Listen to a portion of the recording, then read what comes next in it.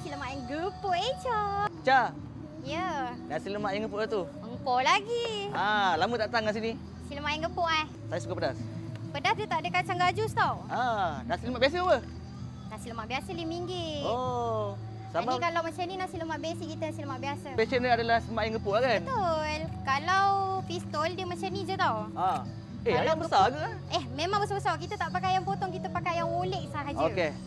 Kalau gepuk kita ada bagi sambal gepuk. Oh, ni sambal ya? Betul. Nak pedas macam ni, kalau nak kurang pedas kita letak ni sikit. Ni pakai apa dia ni? berlemak.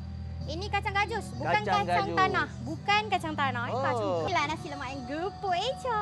Okey, kalau macam ni RM1. Macam ni RM16. Tambah air RM2 free refill. Ya. Lauk banyak je?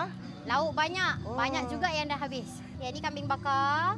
Dia kalau set dengan nasi lemak RM25. Yang ni ayam petai, ayam sambal petai. Okey. Satu set RM17. Ayam wolik juga, ayam besar-besar. Oh, ini apa ya? Yang ni kari kambing, yang ni paru. Paling terbaik sekali ni lah. Betul, siakap bakar petai kita. Tinggal ni je, lain dah habis dah. Dah habis bakar dah. Yang ni macam ni kira ya? Yang ni RM25 kita bagi nasi sekali. Ayam bakar?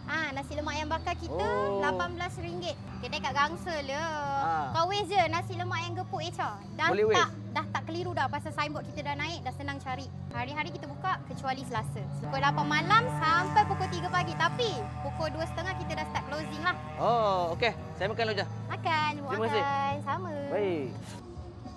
Tiada gigitan nada